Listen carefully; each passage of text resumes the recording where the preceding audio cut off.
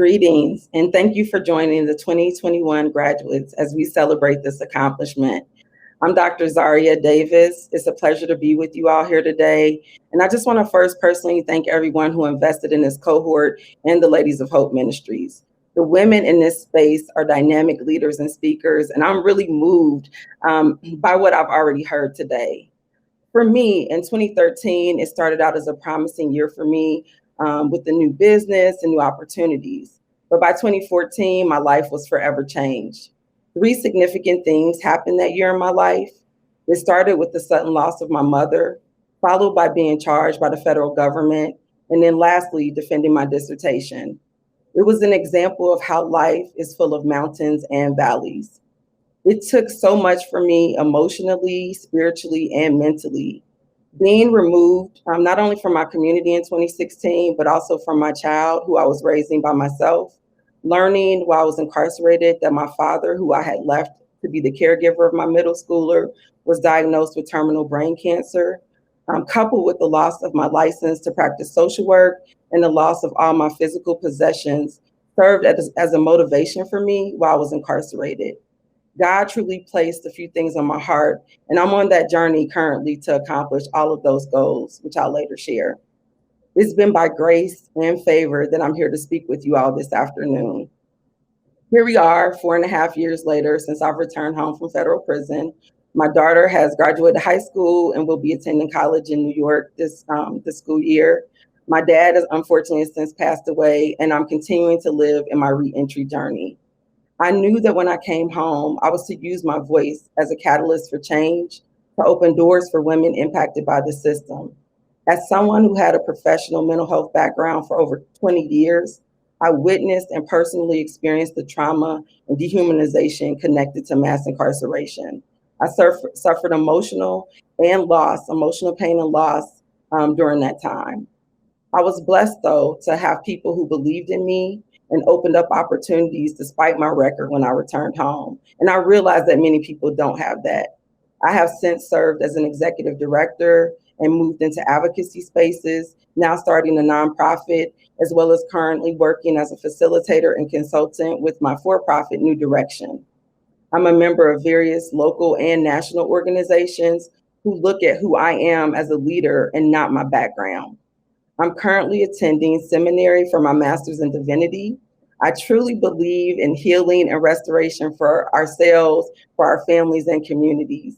Upon graduating with my master's of divinity, I want to continue to contribute my gifts and my knowledge in service to others. I launched Filling the Gap, a nonprofit in Ohio to assist women incarcerated and formerly incarcerated, covering 3 areas. One, access to higher education. The other is around healing and the reentry journey, and then advocacy for women. My motivation comes from my lived experience as I lived with over 1,000 other women with various backgrounds and oftentimes similar backgrounds and experiences to myself, many of whom had to leave children behind with family or even worse, to the social service system. As a former therapist, I understand the importance of addressing trauma associated with incarceration. I joined the FACES program because as a formerly incarcerated leader, I really wanted to elevate my voice within numerous platforms. I was excited about the opportunity to challenge myself in all aspects of my life, the opportunity to learn new skills and expand my public speaking while connecting with other amazing women who have had lived experiences. That was all important to me. I believe that women impacted by the system need support and resources and sadly don't oftentimes receive them. This program, however, not only provided the supports, but also gave a space for our voices to truly be elevated on this journey for justice. I've had an amazing opportunity to build with these dynamic women and to expand my network. The program provided a variety of topics, some I expected and others I didn't, but all were helpful on my journey as a coach, consultant, and facilitator. I want to take the skills learned in this program and apply them to all aspects of my life. I love public speaking and facilitation and plan to utilize the resources to build out more opportunities. My future plan is to grow my consulting business into a firm for formerly incarcerated consultants and to develop more formerly incarcerated leaders through working with individual nonprofits and businesses. There are amazing people who have been in prison and are living with convictions. it is important for me to continue to be a voice and provide opportunities for others to be heard in the fight for freedom for all, and to remove barriers for those of us who are living with lifetime punishment. I'm grateful for every interaction and each new relationship formed in this program. I look forward to seeing what's birthed from this amazing cohort. And for me personally, I have a few tasks over the next few years that I need my FACES sisters as well as you all to hold me accountable for.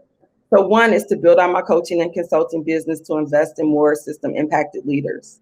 Two, to be financially healthy through the removal of barriers and such as elimination of my student loans, restitution, so that I may be in a position financially to not only cover the cost of my child's education, but to be able to invest in other people who want to seek higher education.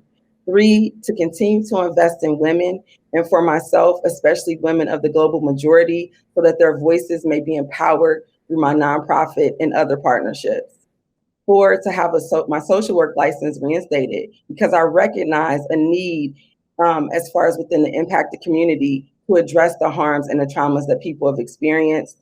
Five, to continue all fight to confront the barriers that I face personally, socially, and professionally in the form of discriminatory rules and practices targeted at people with felony convictions. And then finally, my goal, and I've been inspired by Topeka, is to apply for my freedom through the pardon process.